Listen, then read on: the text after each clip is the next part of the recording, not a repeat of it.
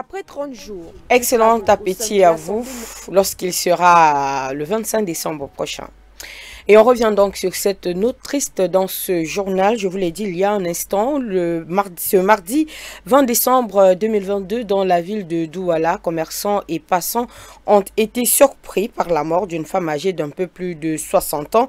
Une situation qui laisse un climat d'interrogation. Ces dernières n'avaient en plus aucune pièce d'identité avec elle. Suivons ce reportage d'Abdel Aziz Bleka et d'Abdel. C'est cette dernière phrase laconique dite par la sexagénaire qui trouve la mort en plein marché central de Douala.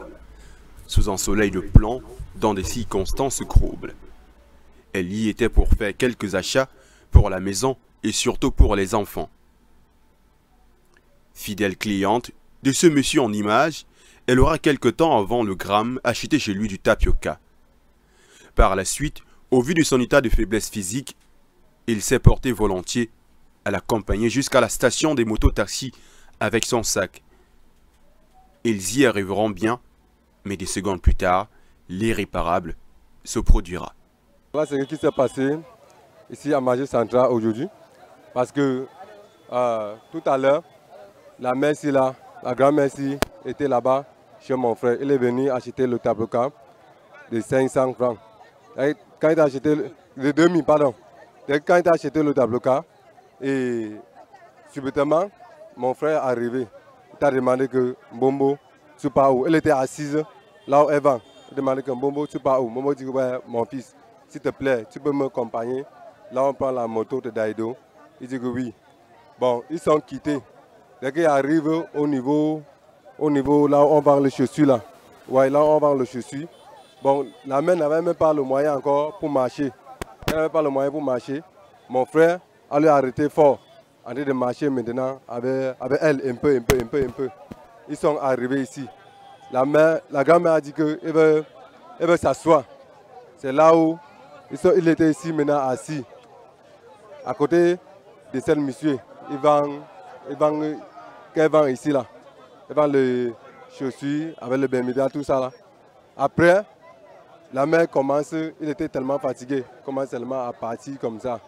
Il était même maintenant fatigué. Bon, subitement, elle est tombée.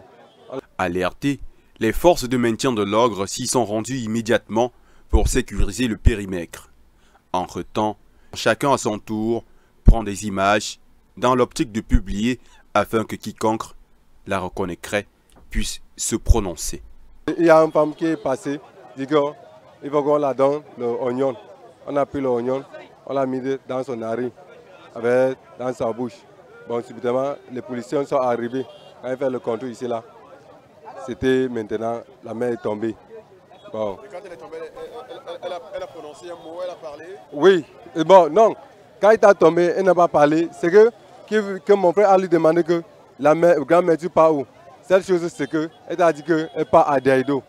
Bon, c'était tout son dernier mot là-bas. Il part à Daïdo. C'est tout son dernier mot. Mais elle est tombée. Quand elle est tombée, maintenant, c'est la mort comme ça. On l'a fouillé, même la carte d'identité n'est pas. Mais le téléphone, il n'a pas. Pour la placer en lieu sûr, le service d'aide médicale d'urgence a également été alerté.